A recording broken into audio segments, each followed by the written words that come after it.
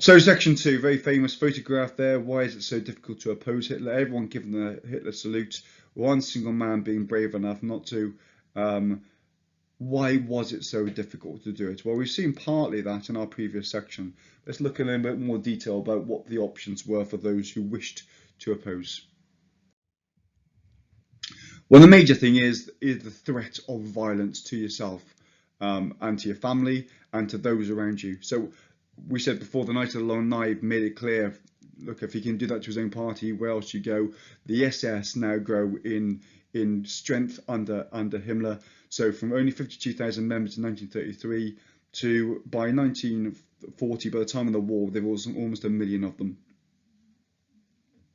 Himmler takes control as Reichsführer and Chief of all police, with his deputy Reinhard Heydrich also following up and being in charge as well of the SD and the Gestapo.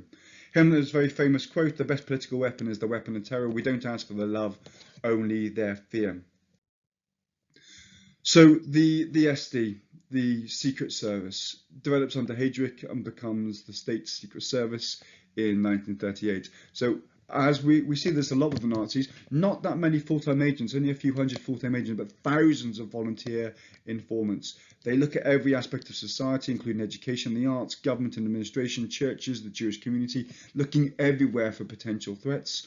They write and create and circulate to the Nazi Party extensive reports about the morale and the attitude. They're always looking for weaknesses and areas that they need to shore up.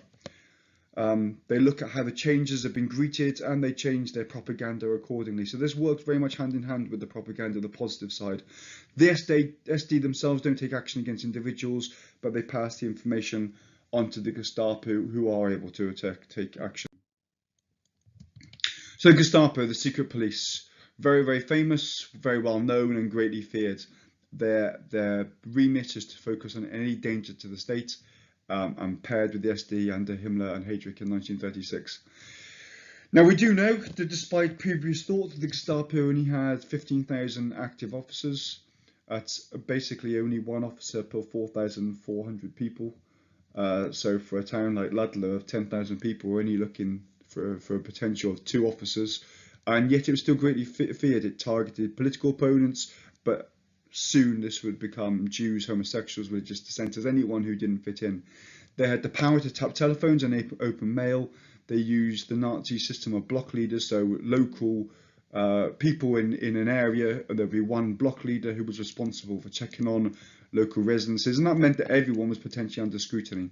We do know that denunciations were really important, so the public telling on other members of the public, and they investigated all of those. They did find that a lot of them would be petty squabbles, local squabbles, people taking out grudges.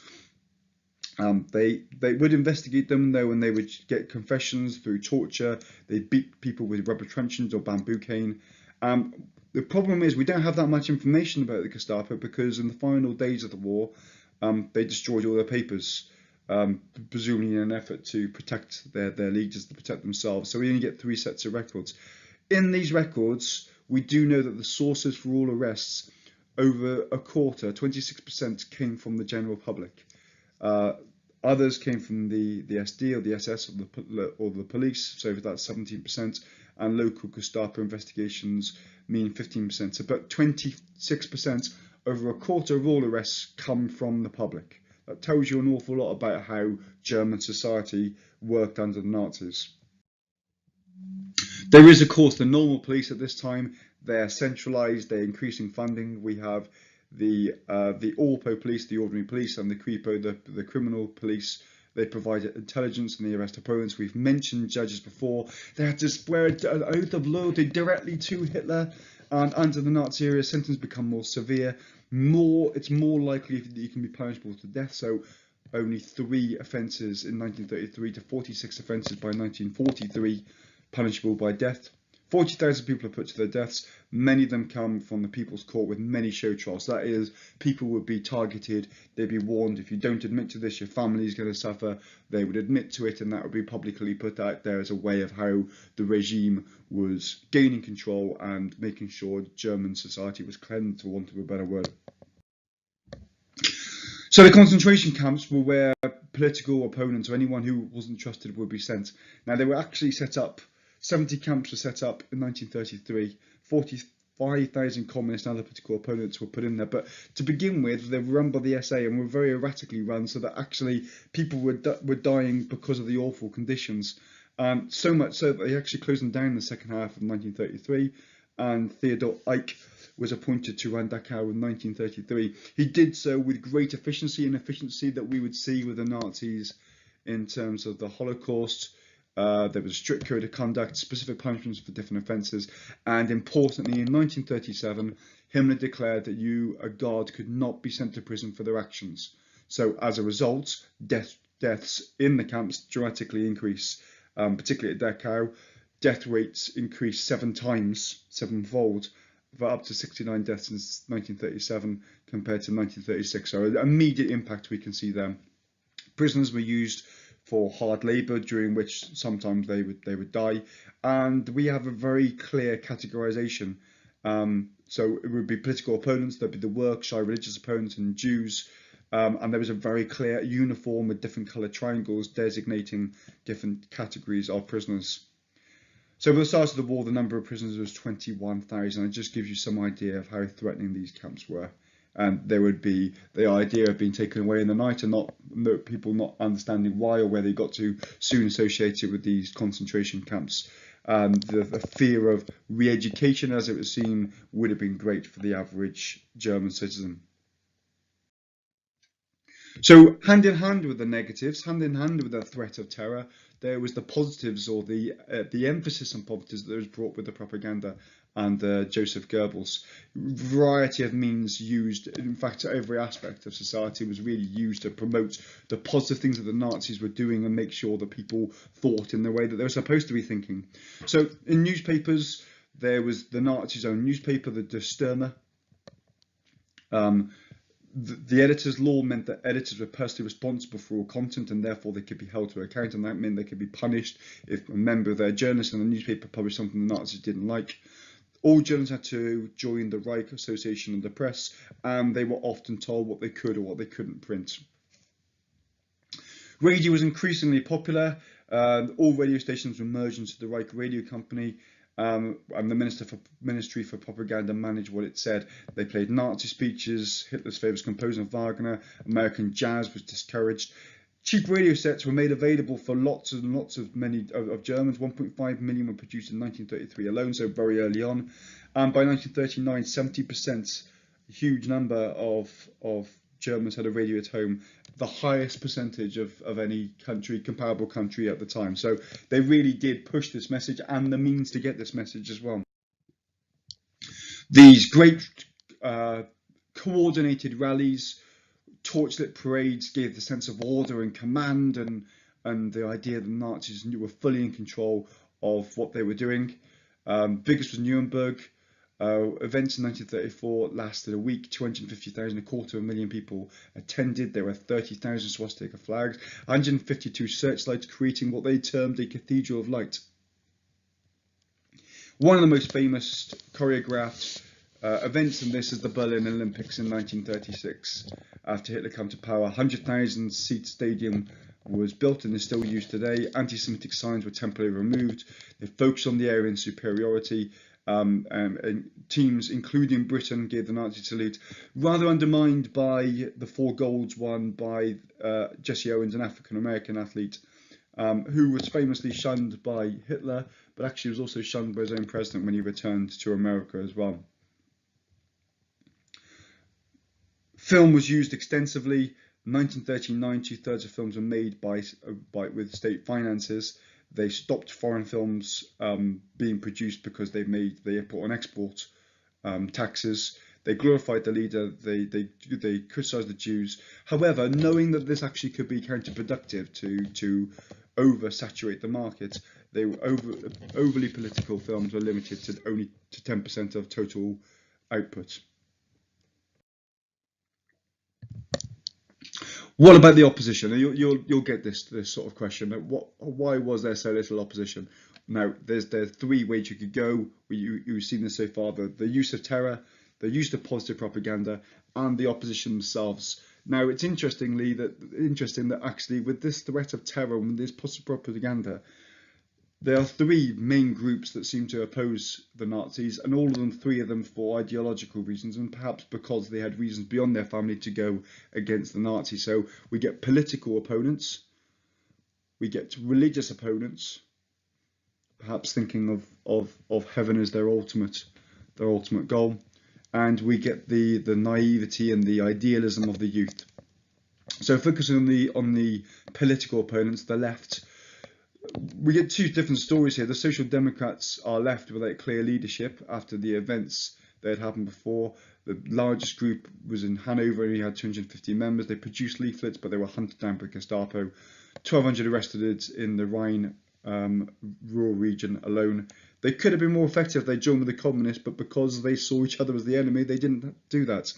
Now, the communists were something different. They were very visible. They had very clear meetings and propaganda. Their newsletter, the Red Flag, produced 19 million copies. But because they were so clear on this, they were very easily identified. They were arrested by the Gestapo. One of their members, the communist George Esler, attempted to kill Hitler, and that led to him being sent to Dachau for 5 years before being executed. So the communists were more effective, but because they were more effective, they were hunted down. So opposition from the church, well, you could have expected in Germany there to be significant opposition because there were 22 million Catholics, 40 million Protestants, but Hitler in one swoop really reduced that potential threat when in 1933 he made an agreement, the Concordat, with the Pope, which basically promised they wouldn't interfere in each other's affairs. And too late, the Pope realised that Hitler was going to stick to that. The Protestants actually welcomed the Hitler in many ways to start off with. They set up a new Reich Church. They swore an oath to Hitler, but Hitler interfered in both. And by 1939, all church schools were closed, and priests who spoke out against the Nazis were arrested. So individual leaders. Well, the most famous individual leader is Niemöller, Protestant pastor. He formed the alternative non-Nazi confessional church, had 6,000 pastors of a total of 8,000 in Germany in wider terms, had joined with the church preaching against Nazi racial policy. More than 800 pastors were arrested and sent to concentration camps, including Niemöller, who survived Sachsenhausen and then Dachau. Following the steps of Niemöller was Paul Schneider, joined his church. He was arrested in 1934 and 1935. In 1937, he even went as far as to ban outwardly Nazi parishioners from his own church service, and he was imprisoned in Buchenwald concentration camp and murdered in 1939. So you can see the pattern here that there is opposition, but it's being snuffed out by the Nazis or sent to concentration camps. Pope Pius realised by 1937 his Concordat was going nowhere, so he wrote a leaflet, a letter with burning anxiety, was read out in church services, although the Nazis again got onto this and raided every church. Cardinal Galen, very powerful man, initially welcomed the Nazis, but by 1934 he criticised the Nazis' actions, too high profile to remove, so he continued his criticism, although he was put under house arrest. His most successful achievements was in 1941, where he preached sermons against the Nazis' T4 euthanasia program, which included the killing of disabled and mentally handicapped children, and that forced the Nazis to stop their euthanasia program. Jehovah's Witnesses refused to comply, refused to give the Nazis salutes. As a result, they were very much targeted. 6,000 were imprisoned in concentration camps by 1939 after being targeted by the Gestapo for this reason. And then finally onto the youth groups. So we have communists disguising their meetings as hikes. 1,500 people joining these Mutten or gangs, and often they were dressed differently. They wore check shirts, they wore bright scarves, they wrote anti-Nazi flyers. So they were scrutinised by the Gestapo and under constant threat, but provided some alternative, some opposition. By 1933, there were 2.5 million members of the Christian youth. Some continued to meet and to go on illegal pilgrimages, even though this wasn't allowed. You got the swing kids who didn't conform. They listened to swing music. They had long hair. They listened to American music. They had white trousers. Many of us were arrested and sent to concentration camps. And then a group specifically against the Nazis, the Edelweiss Pirates, were formed in 1938. They wore their pin, they sang anti-Nazi songs, listened to foreign radio. Some attacked the Nazi youth, and some were executed as a result of their actions. You can just notice a lot of these aren't working together, and that's really because it was very difficult to coordinate opposition, because coordinating opposition meant communicating, and communicating meant you were under scrutiny, and you could be denounced or you could be investigated by Gestapo and you'd be sent to concentration camps. So we have the combination of the fear, the terror of the Nazis, the positive propaganda, and the opposition being very disunited, very divided.